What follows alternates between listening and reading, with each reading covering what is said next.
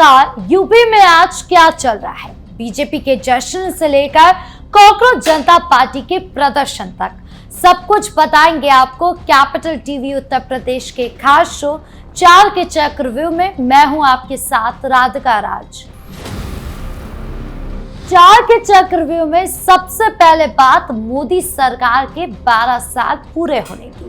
लखनऊ के लोक भवन में सीएम योगी आदित्यनाथ ने प्रदर्शनी का उद्घाटन किया और मीडिया से खास बातचीत की, जहां पीएम मोदी के नेतृत्व में देश में हुए विकास कार्यों को खूब सराहा गया।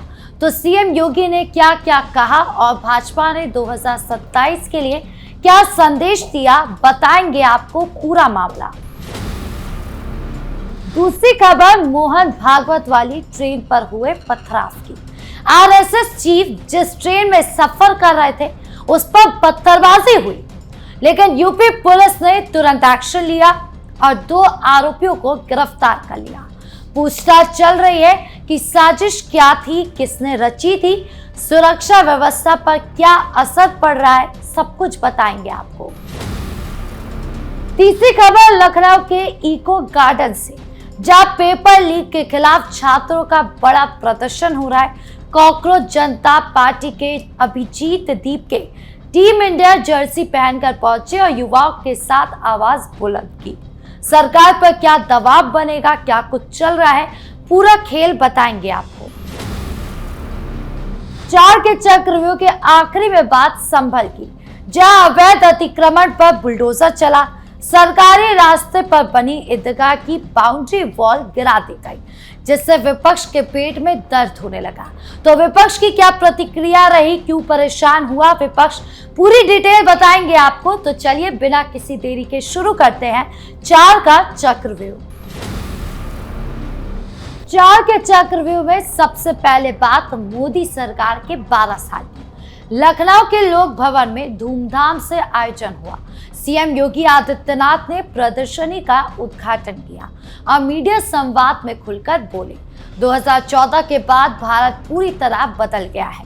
पीएम मोदी ने साहस दिखाया है और कहा है कि देश में 4 ही जातियां हैं, गरीब, महिला, युवा और किसान। इनके कल्याण के लिए लगातार काम हो रहा है। सीएम योगी ने कहा कि जन धन, उज्ज्वला, आयुष्मान जैसी योजनाओं से करोड़ों लोगों का जीवन बदला है। और क्या कुछ बोले सीएम योगी, आप भी सुनिए। हम सब जानते हैं कि आदरणीय प्रधानमंत्री जी ने पूरे देश को ग्रीन मोबिलिटी और सस्टेनेबल डेवलपमेंट के बारे में एक विजन दिया। प्रधानमंत्री जी का ये विजन उन वैश्विक चुनौतियों का सामना करने के लिए, जो जाने अनजाने में भौतिक विकास के लक्ष्यों को प्राप्त करने के लिए दुनिया ने स्वयं प्रदान किए हैं। उन्होंने सपा पर भी तंज कसा, बोले अखिलेश अब अपनी पार्टी का नाम लेने से भी घबराते हैं, क्योंकि 2017 से पहले का अराजक माहौल लोग याद कर लेते हैं। अब यूपी एक्सप्रेसवे और कानून व्यवस्था के लिए जाना चाहता है। 2027 में फिर पूर्ण बहुमत से भाजपा सरकार बनेगी। प्रदर्शनी में मोदी सरकार और योगी सरकार के विकास कार्यों को खूब प्रदर्शित किया गया। पूरा माहौल उत्साही रहा। लोग कह रहे हैं कि विकास की ये गाथा 2027 तक जारी रहेगी। दूसरी खबर मोहन भागवत वाली ट्रेन पर हुए पथराव की। आरएसएस चीफ जिस ट्रेन में सफर कर रहे थे उस पर पत्थरबाजी हुई, लेकिन यूपी पुलिस ने तुरंत एक्शन लिया और 2 आरोपियों को गिरफ्तार कर लिया। पूछताछ चल रही है, साजिश क्या थी, सुरक्षा व्यवस्था पर क्या असर था। आरएसएस के सर संघचालक मोहन भागवत जिस ट्रेन में यात्रा कर रहे थे उस पर पथराव की घटना ने पूरे यूपी में सनसनी मचा दी। ये बेहद संवेदनशील मामला था, क्योंकि मोहन भागवत देश के शीर्ष वीवीआईपी व्यक्तियों में शामिल है और उनकी सुरक्षा का खास इंतजाम रहता है। घटना की सूचना मिलते ही पुलिस और सुरक्षा एजेंसियों में हड़कंप मच गया। यूपी पुलिस ने त्वरित कार्रवाई करते हुए मात्र कुछ घंटों के अंदर 2 आरोपियों को गिरफ्तार कर लिया। दोनों आरोपियों से अभी कड़ी पूछताछ चल रही है।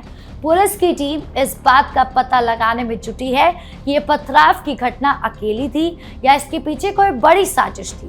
क्या कोई संगठित गिरोह शामिल था, किसकी मंशा थी? पूछताछ में कई अहम खुलासे हो सकते हैं। प्रशासन और रेलवे पुलिस पूरी तरह अलर्ट मोड पर है।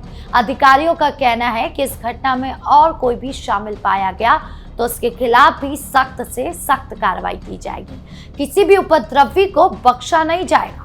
मोहन भागवत की सुरक्षा को लेकर पहले से ही उच्च स्तर पर व्यवस्था रहती है, लेकिन इस घटना के बाद सुरक्षा प्रोटोकॉल की समीक्षा भी की जा रही है।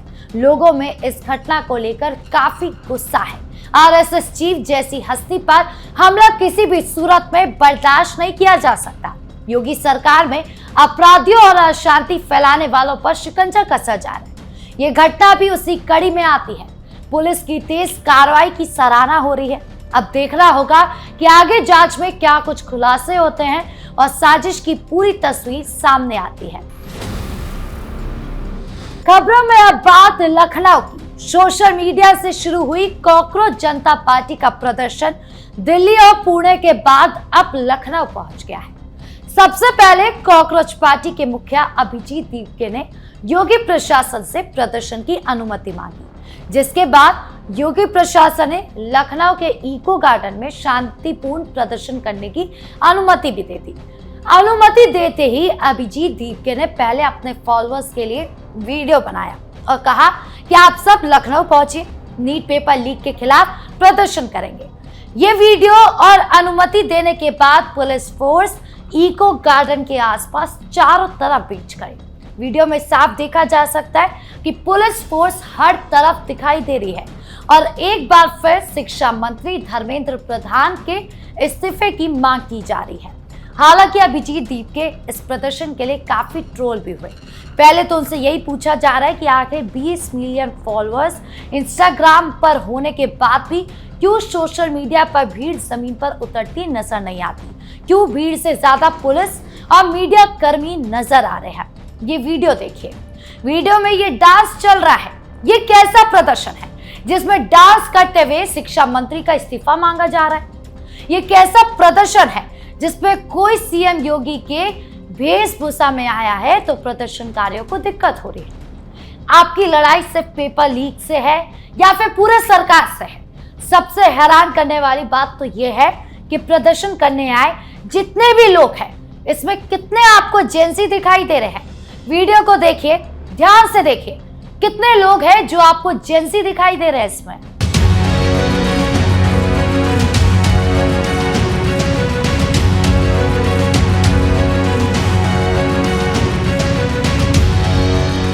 आखिर ये भीड़ है किसकी जिसपे 40 से ज्यादा उम्र के लोग नजर आ रहे हैं? और अभिजीत दीपके का एजेंडा क्या है? क्या वो चुनाव लड़ना चाहते हैं? वो प्रदर्शन करके साबित क्या करना चाहते हैं? ये एक बड़ा सवाल है।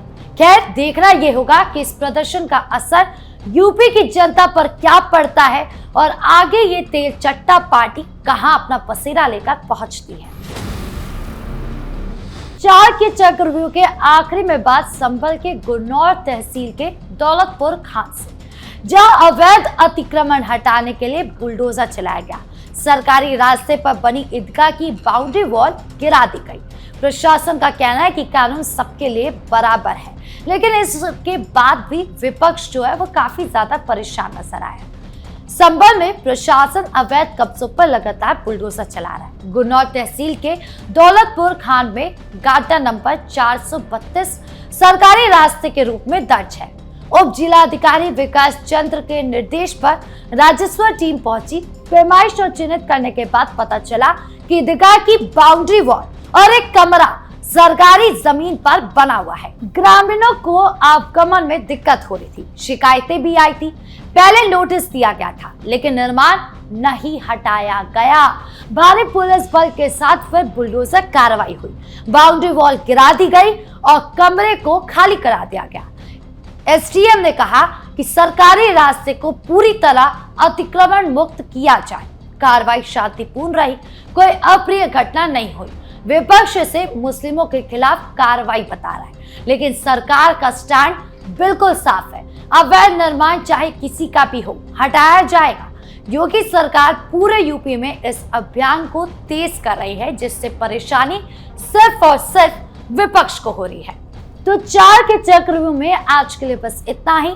मोदी सरकार के 12 साल का जश्न, भागवत ट्रेन पथराव में गिरफ्तारी, पेपर लीक पर छात्र आंदोलन और संभल बुलडोजर एक्शन। आपको इन चारों खबरों में से कौन सी खबर सबसे ज्यादा सटीक और जरूरी लगी, कमेंट बॉक्स में जरूर बताएं। धन्यवाद।